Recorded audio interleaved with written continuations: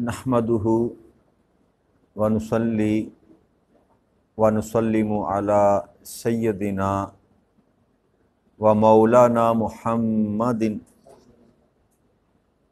رسولہ النبی الامین المکین الحنین الکریم الرؤوف الرحیم اما بعد فاعوذ باللہ من الشیطان الرجیم بسم اللہ الرحمن الرحیم۔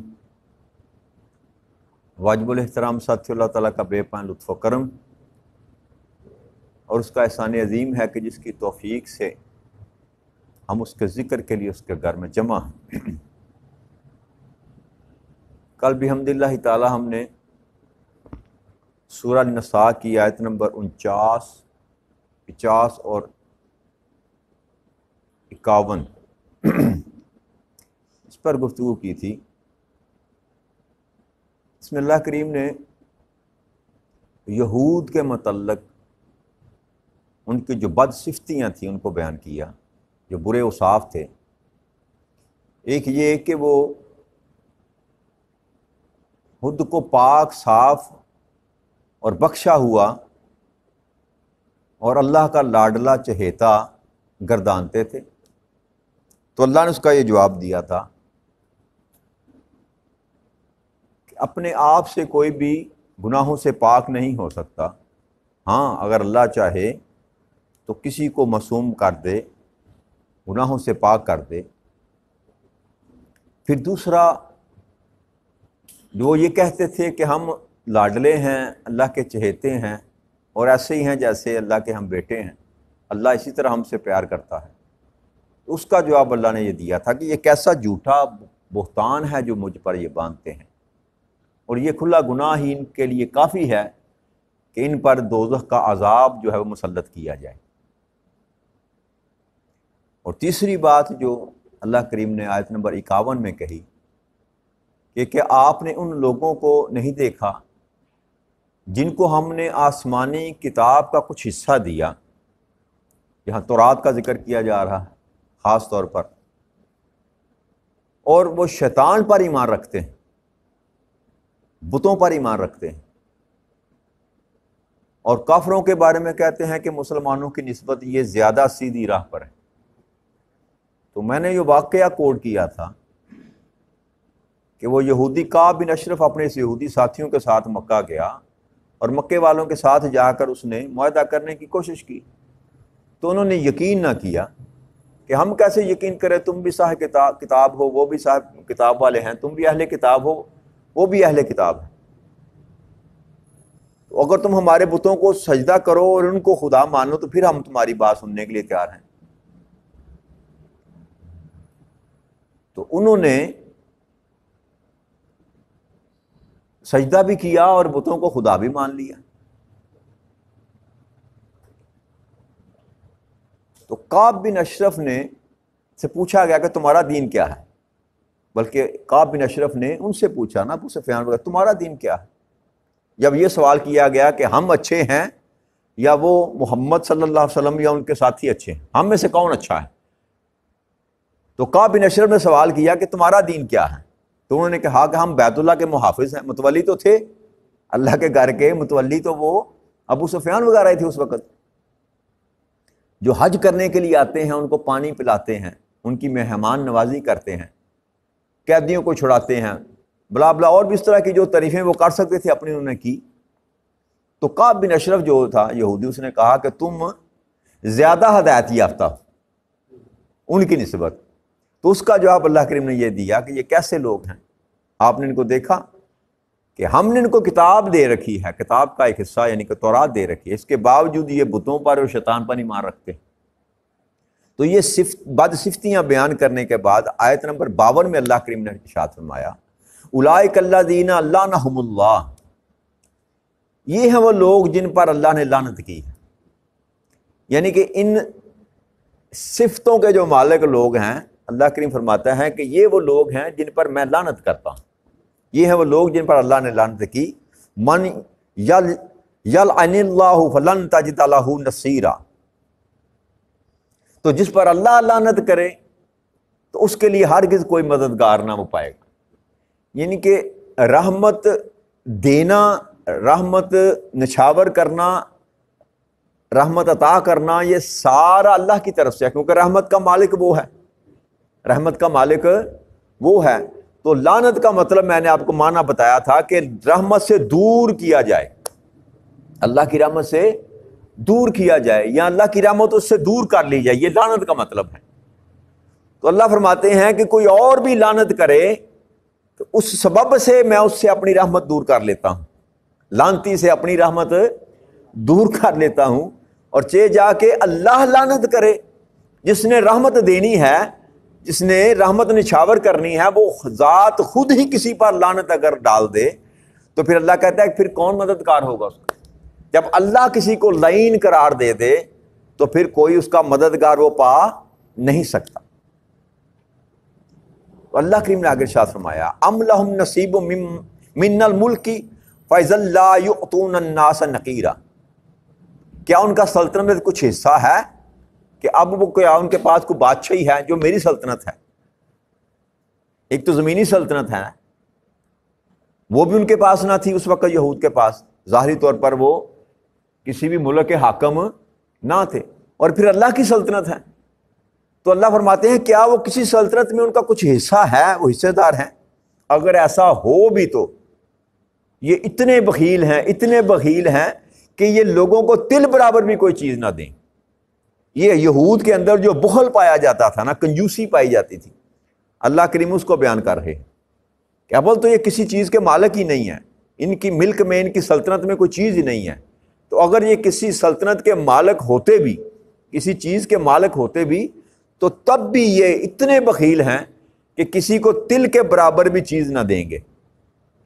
ام یحسدون الناس علی ما آتاہم اللہ من فضلہ فقد آتینا آل ابراہیم الکتاب والحکمۃ وآتیناہم ملک عظیم، اور کیا یہ لوگ ان نعمتوں پر حسد کرتے ہیں جو اللہ نے انہیں اپنے فضل سے عطا فرمائی؟ آقا کریم صلی اللہ علیہ وسلم پر جو فضل کیا گیا، ان کو قرآن عطا کیا گیا، پیغمبری عطا کی گئی، اور آپ کے ماننے والوں پر اللہ کریم نے ان کو ایمان عطا فرمایا، تو یہ اس کائنات کا سب سے بڑا فضل تھا۔ تو اللہ فرماتے ہیں کہ یہ یہود لوگ جو ہیں ان نعمتوں پر حسد کرتے ہیں جو اللہ نے انہیں اپنے فضل سے عطا فرمائی۔ تو ان کا یہ غالب گمان تو یہ تھا نا، وہ چاہتے، بلکہ ان کا یہ وہم تھا ان کے سینے میں، ان کے دل میں، ان کے ذہن میں، کہ جو اللہ نے وعدہ کر رکھا ہے آخری نبی آنے کا وہ ہم میں سے ہی آئے گا۔ تو جب آقا کریم صلی اللہ علیہ وسلم بنی اسماعیل میں سے آ گئے تو اس سبب سے انہوں نے حسد کرنا شروع کر دیا، اور کوئی سبب نہ تھا۔ وہ جانتے تھے کہ یہ حق پر ہیں، یہی وہ نبی ہیں جنہوں نے آنا تھا، جن کا ہماری کتاب میں ذکر کیا گیا ہے، لیکن حسد کا سبب صرف یہ تھا کہ یہ ہماری نسل میں سے نہیں آئے، ہماری بنی اسرائیل میں سے نہیں آئے، حالانکہ تھے آپ بھی آل ابراہیم میں سے۔ نبی اکرم صلی اللہ علیہ وسلم بھی تو ابراہیم علیہ السلام کی اولاد میں تھے، اور بنی اسرائیل بھی ابراہیم علیہ السلام کی اولاد میں تھے، شجرہ نسب ایک ہی تھا۔ لیکن وہاں پر یہ کہ کیوں یہ یعقوب علیہ السلام کی اولاد میں سے نہیں آئے، اسحاق علیہ السلام کی اولاد میں سے نہیں آئے، اسماعیل علیہ السلام کی اولاد میں سے آئیں، لہٰذا یہ حسد تھا جس کے سبب سے انہوں نے آپ کو نبی قبول کرنا ہی جو ہے وہ برداشت نہ کیا۔ تو اللہ فرماتا ہے کہ کیا ہم نے ابراہیم علیہ السلام کے خاندان کو کتاب اور حکمت عطا نہیں کی، اور ہم نے انہیں بڑی سلطنت بخشی؟ یعنی کہ جتنے بھی نبی آئے آقا کریم صلی اللہ علیہ وآلہ وسلم سے پہلے، وہ سارے کے سارے ابراہیم علیہ السلام کی اولاد میں تھے۔ اسحاق علیہ السلام، یعقوب علیہ السلام، پھر یوسف علیہ السلام، پھر ان کے بعد داؤد علیہ السلام، سلیمان علیہ السلام، حتیٰ کہ موسیٰ علیہ السلام، عیسیٰ علیہ السلام، یہ سارے کے سارے جتنے بھی پیغمبر آئے وہ سارے کے سارے ابراہیم علیہ السلام کی اولاد میں سے۔ تو اللہ کہتے ہیں کہ ہم نے کیا واقعی ابراہیم علیہ السلام کے خاندان کو کتاب اور حکمت عطا نہیں کی؟ پھر یہ کس بات کا حسد کرتے ہیں؟ ان کو بھی تو ہم نے فضیلت دی تھی نا، کئی صدیوں تک ان کو فضیلت دی رکھی۔ بھائی جو فضل اللہ نے آقا کریم صلی اللہ علیہ وآلہ وسلم پر کیا اور آپ کی امت پر کیا، کیا بنی اسرائیل پر یہ فضل نہ تھا؟ ان امتوں پر بھی تو اللہ کریم اپنے نبی اور پیغمبر بھیجتا رہا، کتاب بھی دیتا رہا، حکمت کے لیے اپنا پیغمبر بھی بھیجتا رہا، اور کئی فضیلتیں اللہ کریم نے بنی اسرائیل کو جو عطا کی، جو اس وقت تک کسی اور امت کو اللہ نے فرمایا کہ بنی اسرائیل کو میں نے فضیلت دی، اس وقت کی تمام قوموں پر، ان جیسی افضل قوم کوئی نہ تھی. تو یہ ساری فضیلتیں اللہ فرماتا ہے کیا ہم نے آپ کو نہیں دی؟ بنی ابو ابراہیم علیہ السلام کی جو اولاد ہے، بنی اسماعیل ہو یا بنو اسماعیل میں سے ہو، یہ ساری کی ساری ابراہیم علیہ السلام کی اولاد. تو ان میں سے کیا ہم نے کتابیں ان کو نہیں دی؟ کتاب دی اور حکمت بھی عطا کی، اور ہم نے ان کو بڑی سلطنت بخشی. یعنی کہ ظاہری طور پر آقا کریم صلی اللہ علیہ وسلم کے پاس کوئی بادشاہی، کسی سلطنت کے بادشاہ نہ تھے، لیکن جو بنی اسرائیل تھی ان میں سے تسلسل کے ساتھ اللہ کریم نے ان کو بادشاہیاں عطا فرمائی. حضرت یوسف علیہ السلام کی بادشاہی مصر میں حکومت کی انہوں نے، اس کے بعد داؤد علیہ السلام کو بادشاہی عطا فرمائی، پھر سلیمان علیہ السلام کو بادشاہی عطا فرمائی، اسی طرح عزیر علیہ السلام کو بڑی ملک عطا فرمائی، اور بڑے نبی اور پیغمبر اللہ نے بھیجے جن کو دنیا میں سلطنت عطا فرمائی. تو اللہ فرماتے ہیں ان کو تو میں نے بڑی سلطنت ابھی بخش رکھی تھی، تو پھر بھی یہ کس بات پر حسد کرتے ہیں؟ حسد کا سبب صرف ایک ہی تھا کہ یہ ہم میں سے کیوں نہیں ہے، ہمارے باپ دادا میں سے کیوں نہیں آئے، یہ دوسری شاخ میں سے کیوں پیدا ہو گئے. تو یہ سبب تھا حسد کا. اور حسد اتنی بڑی بیماری ہے کہ یہ حق تک پہنچنے نہیں دیتی انسان کو. بندے کو پتہ ہوتا ہے لیکن اس کے باوجود حسد کے باعث جو ہے بندہ کسی کی تعریف بھی نہیں کرتا، کسی کے اچھے کام کو بھی نہیں سراہتا. اور حسد ایک ایسی بیماری ہے جس سے رب کریم نے پناہ کہا مانگا کرو. حسد سے پناہ مانگا کرو. آقا کریم صلی اللہ علیہ وسلم فرمایا کہ حسد ایک ایسی بیماری ہے جو انسان کے اعمال کو، انسان کی نیکیوں کو اس طرح کھا جاتی ہے جس طرح آگ لکڑ کو کھا جاتی ہے. کیونکہ ساری زندگی بندہ نیکیاں اکٹھا کرتا رہے نا، سارا دن اکٹھا کرتا رہے، باتیں کرتا رہے، ریاستیں کرتا رہے، مال متاع لٹاتا رہے اللہ کے راستے میں، اور کسی سے حسد کر لے، سینے میں حسد پار لے، کسی سے جلن محسوس کرے، کسی کے ساتھ، کسی کے اچھے کام سے، جی کسی کو اللہ نے علم عطا کر دیا اس سے جلن ہو، کسی کو اللہ نے مال عطا کر دیا اس سے جلن ہو، کسی کی لوگ عزت کرتے ہوں اس سے جلن ہو. یہی جلن ہوتی ہے نا انسان کو. بھائی اس سے زیادہ لوگ کیوں سلام دعا لیتے ہیں، مجھے کوئی نہیں پوچھتا. اس کے ساتھ لوگ کیوں زیادہ ملتے ہیں، مجھے کوئی نہیں ملتا. اس کو چودھری صاحب کیوں لوگ کہتے ہیں، مجھے کوئی نہیں کہتا. یہ جلن ہوتی ہے انسان کو، اسی کو حسد کہتے ہیں. تو اگر نیکوکار بھی ہے، نیکیاں بھی کرتا ہے، اچھے مال بھی کرتا ہے، قرآن کی تلاوتیں بھی کرتا ہے، روزے بھی رکھتا ہے، زکوٰۃ بھی دیتا ہے، مال بھی لٹاتا ہے، سارا کچھ کرنے کے باوجود وہ نیکیاں اکٹھی کرتا جا رہا ہے، لیکن ایک حسد ایک ایسا گناہ ہے، ایسی بری فطرت ہے انسان کی، ایسی بد خصلتی ہے کہ وہ ساری کی ساری نیکیاں اس کی، آقا نے فرمایا ایسی کھا جاتی ہیں جیسے آگ لکڑ کو کھا جاتی. کہ حسد سمجھ لی ایسی کینچی ہے جو آپ کی جیب کاٹ دیتی. آپ کماتے رہتے ہیں، جیب میں ڈالتے رہتے ہیں، کماتے رہتے ہیں، جیب میں ڈالتے رہتے ہیں، لیکن حسد کی کینچی جب چلتی ہے تو آپ کی ساری نیکیاں جو ہے وہ کٹ کر ضائع ہو جاتی ہیں. تو اتنا بڑا یہ معاملہ حسد کا، اس سے بچنا چاہیے انسان. اور حسد جو ہے نا، یاد رکھیے ایک اور بھی بات ہے اس کے ساتھ، حسد اللہ کی تقسیم پر اعتراض ہے. اللہ کی تقسیم پر اس طرف سے اگر آپ دیکھیں کہ جس کو عطا کر رکھا ہے اللہ کریم نے، کس کو مال زیادہ دے رکھا ہے تو دینے والا کون ہے؟ کسی کو خوبصورت شکل دے رکھی ہے اگر اللہ کریم نے تو دینے والا کون ہے؟ کسی کو عزت دے رکھی ہے اگر دنیا میں تو دینے والا کون ہے؟ تو جب اللہ ہی دینے والا ہے، آپ اس سے حسد کرتے ہیں تو اس کا مطلب یہ ہے کہ آپ اللہ کی تقسیم پر راضی نہیں. اللہ کی تقسیم پر، بھائی آپ پر اگر مشکل وقت ہے، آپ پہ پاس کھانے کے لیے کم ہے، وسائل کم ہے، حسن زیادہ نہیں، عزت زیادہ نہیں، تو اس کا یہ بھی تو سبب سارے اسباب پیدا کرنے والا کون ہے؟ یہ جو کچھ میرے ساتھ یا آپ کے ساتھ ہو رہا ہے کس کی مرضی سے ہو رہا ہے؟ اللہ کی مرضی پر. تو جب ہم کسی سے حسد کرتے ہیں تو وہ اللہ کی تقسیم پر ہم اعتراض کرتے ہیں. اس نظر سے دیکھیں تو یہ بہت برا عمل ہے. نیکیاں تو آپ کی جاتی ہیں، وہ تو جانی ہی ہے حسد کرنے سے، لیکن دوسری طرف آپ بہت بڑے گناہ کے مرتکب ہو رہے ہیں کہ جس کو اللہ عطا کرتا ہے اس پر آپ راضی نہیں ہیں، اللہ کی رضا پر آپ راضی نہیں ہیں. یہ اس کی منشا ہے، اس کی مرضی ہے. جیسے ہم تولتے ہیں نا ترازو میں رکھ کر، اس کو کیوں ملا؟ اللہ کا ترازو اپنا ہے، اللہ کا دینے کا نوازنے کا نظام اپنا ہے، وہ یہ نہیں دیکھتا جو ہم دیکھتے ہیں. دنیا میں آپ دیکھیں کروڑوں آپ کو انسان ایسے مل جائیں گے جو ظاہری طور پر ایماندار نظر نہیں آتے، اٹھائی گرے ہیں، بدماش ہیں، 2 نمبر لوگ ہیں، لیکن دنیا ان کے پاس زیادہ ہے، مال ہے، ختم ہی نہیں ہوتا ان کے پاس. تو دیا کس نے؟ اب حلال طریقے سے آئے یا حرام طریقے سے آئے، یہ بات پلے باندھ لیجئے گا. حلال طریقے سے آئے یا حرام طریقے سے آئے، آتا رب کی بارگاہ سے ہے، کوئی اور دینے والا ہی نہیں ہے. اور سارے خزانوں کا مالک اللہ ہے، یاد رکھیے گا. شیطان کو اللہ نے بڑی قوتیں دے رکھی ہیں، لیکن وہ کسی کو عطا کچھ نہیں کر سکتا، کیونکہ اس کا اس معاملے میں دامن خالی ہے. وہ ملک نہیں ہے اس کے پاس، وہ مالک نہیں ہے کسی چیز کا. اس کے پاس کیا طاقت ہے؟ وہ فقط آپ کے دل میں رخنا ڈال سکتا ہے. خناس، آپ کے دل میں برا خیال ڈالے گا، آپ کو سیدھے راستے پٹکانے کے لیے آپ کے دماغ کو معاف کر دے گا، یہ اس کے پاس طاقت ہے. اس کے سوا نہ وہ آپ کو مال دے سکتا ہے، نہ وہ آپ کو عزت دے سکتا ہے، نہ وہ آپ کو اولاد دے سکتا ہے. یہ سب کچھ دینا اور لینا، یہ سارے کا سارا اللہ کریم کے اپنے ہاتھ میں، دست قدرت میں. اس لیے جو کسی کی ذات پر، کسی کے مال پر، کسی کی عزت پر اعتراض کرتا ہے، وہ یاد رکھے وہ اس حسد میں اللہ کی تقسیم پر اعتراض کر رہا، اور نہ چاہتے ہوئے گناہ کر رہا، نہ سمجھتے ہوئے گناہ کر رہا. لہذا حسد کو اس نظر سے بھی دیکھیں کہ اس لیے حسد نہ کسی سے کیا جائے کہ اس کو جو کچھ بھی عطا کیا ہے رب کریم نے عطا کیا ہے. آپ اچھے بن کر دکھائیں نا اللہ کریم کو، اللہ جو چاہتا ہے ویسے بن کر دکھائیں، اس سے مانگے وہ عطا کرے گا. وہ کہتا ہے مجھ سے مانگو.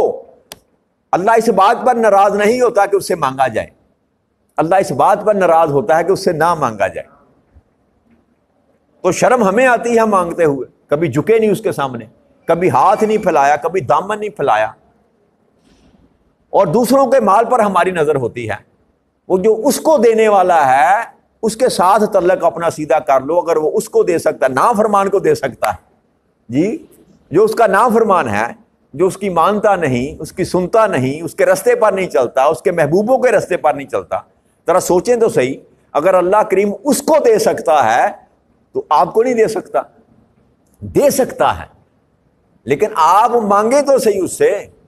آپ وہ بھی مانگتا ہے، اس کا طریقہ علیحدہ ہے، اس کا طریقہ علیحدہ. حضرت علی کرم اللہ وجہ کریم ایک دن سفر سے آ رہے تھے مدینے کے باہر، تو اب نماز کا وقت تھا. آپ نے گھوڑا باہر کھڑا کیا اور ایک آدمی کھڑا تھا، اس سے کہا کہ یار یہ میرا گھوڑا پکڑ کے ذرا کھڑا ہو، میں نماز پڑھ کے باہر آتا ہوں، میرے گھوڑے کا دھیان رکھنا. تو وہ اس کو پکڑا دیا گھوڑا. آپ نماز پڑھنے کے لیے اندر چلے گئے. جب نماز پڑھ کے نکلے تو دیکھا گھوڑا تو کھڑا ہے اور وہ کاٹھی اور وہ جو لگام وغیرہ ہوتی ہے وہ غائب ہے، اور وہ بندہ بھی غائب ہے. تو آپ مسکرائے دیکھ کر آپ نے گھوڑے کو پکڑا، اور جب بازار کے اندر داخل ہوئے تو ایک دکان پر وہ شخص بھی کھڑا تھا اور وہ بیچ رہا تھا، یا اس نے بیچ دیا تھا وہ گھوڑا، زین وغیرہ جو کچھ ساز و سامان ہوتا. تو آپ جا کر اس کے پاس کھڑے ہو گئے تو وہ گھبرا گیا. تو آپ نے کہا گھبرا نہ، مجھے یہ بتا کتنے کا بیچا؟ تو اس نے کہا کہ 2 درہم کا. 2 درہم کا. تو آپ نے فرمایا کہ یہ تیری چائس تھی کہ تو نے یہ اپنی کمائی کو حرام کر کے لیا. میں نے جب تجھ کو گھوڑا پکڑایا تھا تو میں نے یہ خیال کیا تھا کہ جب واپس آؤں گا تو تمہیں 2 درہم تیری میں اجرت دوں گا، میرے گھوڑے کا خیال رکھنے کی نیت سے. اب تیرے مقدر میں رب کریم نے یہ 2 درہم لکھے ہوئے تھے، یہ تجھے ملنے ہی ملنے تھے، لیکن طریقہ تو نے غلط اڈاپٹ کیا، حلال کے بجائے تو نے حرام طریقے سے حاصل کر لیے. تو لہٰذا ہمیں اپنے آپ کو مضبوط کرنا ہے کہ جو میرا ہے. آقا کریم صلی اللہ علیہ وسلم نے فرمایا، حدیث مبارکہ مفہوم ہے کہ کائنات میں کوئی ایسا طاقتور ہے نہیں جو تم سے وہ چھین سکے جو اللہ کریم تجھ کو دینا چاہتا ہے، اور کوئی اتنا مالدار بھی، اتنا طاقتور بھی نہیں ہے جو تم کو دے سکے جو اللہ کریم نہیں دینا چاہتا. تو یہ دینا اور نہ دینا اور دے کر لے لینا، یہ سارے کا سارا اختیار جو ہے رب کریم کے پاس ہے. لہٰذا اس سے ہی مانگیں، اس سے ہی مانگیں، اسی سے لو لگائیں. کسی کے مال پر نہ دے کے نظر ٹکا کر نہ حسد کریں، نہ رشک کریں، کچھ نہ کریں. بس اللہ کریم سے مانگیں، اور پھر اس سے مال نہ مانگا کریں، اس سے مال نہ مانگا کریں. مال کی کوئی قیمت اس کے گھر میں ہے ہی. مال تو وہ بیگانوں کو بھی دیتا ہے، مال تو بیگانوں کو بھی دیتا ہے. اس سے اس کی رضا مانگیں، اس سے مولا جو تو چاہتا ہے نا میرے لیے بہتر ہے مجھے وہ عطا کر دے، سارے کا سارا اسی پہ ڈال دیں، رب کریم پر ڈال دے۔ مولا جو تو چاہتا ہے میرے لیے بہتر، تو جانتا ہے میں نہیں جانتا، تو علم رکھنے والا ہے میں جاہل ہوں، مجھے نہیں خبر میرے لیے کیا بہتر ہے، بس مولا جو تو سمجھتا ہے میرے لیے بہتر ہے وہ مجھ کو عطا کر دے۔ اور یہ دعا اتنی کامل دعا ہے کہ پھر رب کریم آپ کو ایسا عطا کرے گا کہ آپ کے کسی کھانے میں کوئی کمی باقی نہیں رہے گی۔ جب ہم دعا کرتے ہیں نا تو ہم تھوڑا مانگتے ہیں، اپنی بساط کے مطابق مانگتے ہیں، مولا یہ بھی دے دے، مولا یہ بھی دے دے، مولا تو میری خواہش کتنی ہو سکتی ہے، کیا خواہش کر لوں گا میں، کار کوٹھی بنگلہ مانگ لوں، کیا مانگ لوں گا؟ تو اللہ کی رضا تو اتنی محدود، اللہ کی رضا اتنی محدود نہیں ہے۔ جب اللہ دینے پر آئے گا تو وہ آپ کو وہ بھی عطا کرے گا جو آپ کے وہم و گمان میں بھی نہیں۔ اس لیے رب کریم سے جب بھی مانگو اس کی رضا پر مانگو، اپنی خواہش پر نہ مانگو۔ مولا تو مجھ کو عطا کرنے والا، تو ہی دینے والا ہے، میں نہیں جانتا میرے حق میں کیا بہتر ہے، مولا جو تو سمجھتا ہے میرے حق میں بہتر وہ مجھ کو عطا کر دے، تیرے سوا کوئی عطا کرنے والا نہیں۔ تو ایسی دعا کیا کریں تو اللہ کریم آپ کی اور میری ساری کمزوریاں اور خامیاں جو ہیں نا ان کو دور فرما دے گا، مال بھی عطا کرے گا، علم بھی عطا کرے گا، دولت بھی عطا کرے گا، عزت بھی عطا کرے گا، اولاد بھی عطا کرے گا، جو جو اس کے خزانے بھرے ہوئے ہیں ہر خزانے میں سے آپ کو عطا کرے گا، پر شرط صرف اتنی ہے کہ آپ مانگنے کا ڈنگ سیکھ لیں، اسے مانگا کریں۔ وہ دے کر راضی ہوتا ہے، وہ لے کر راضی نہیں ہوتا، لیتا ہے وہ زمانے کے لیے اپنوں کو، باقی وہ دے کر راضی ہوتا ہے، وہ سخی ہے، وہ سخی ہے۔ اللہ کریم آپ کو اور مجھے یہ توفیق عطا فرما دے کہ ہم صرف اس کی بارگاہ میں جھکنا سیکھ جائیں، اس کی بارگاہ میں اپنا دامن پھیلانا سیکھ جائیں، اسی سے مانگنا سیکھ جائیں، اور حسد کی اس آگ سے رب کریم آپ کو اور مجھے محفوظ رکھ لے۔ وما علینا الا البلاغ المبین۔ والسلام علیکم ورحمۃ اللہ وبرکاتہ۔